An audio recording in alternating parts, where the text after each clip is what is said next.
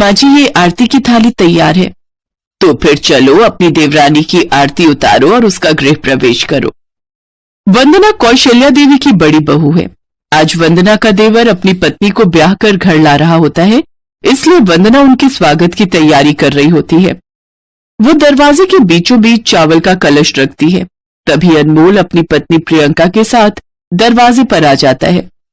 वंदना दोनों की आरती उतारती है, फिर अपनी देवरानी से कहती है, स्वागतम देवरानी जी, इस घर में आपका स्वागत है।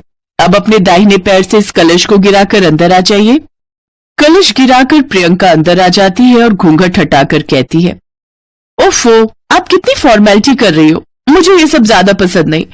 अब मुझे बहुत गर्मी लग रही है, जाओ जाकर एसी ऑन करो। और इस घर में नौकरानी से मेरा गृह प्रवेश क्यों करवाया जा रहा है, मेरे तो यही समझ में नहीं आ रहा। ये सुनते ही कौशल्या वंदना के हाथों से आरती की थाली ले लेती है। अरे बहू, ये इस घर की बड़ी बहू और तुम्हारी जेठानी है। खैर छोड़ो, इसका परिचय तुम्हारे लिए ज्यादा मायने नहीं रखता।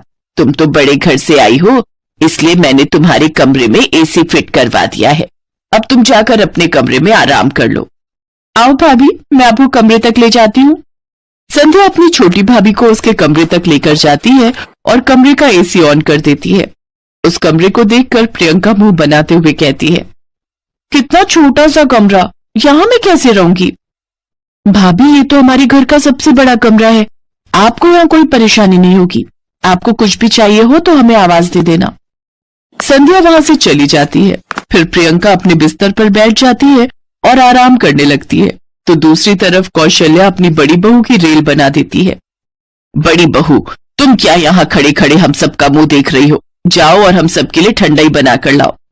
वंदना रसोई में जाती है और कुछ ही देर में सबके लिए ठंडाई बनाकर लेकर आती है।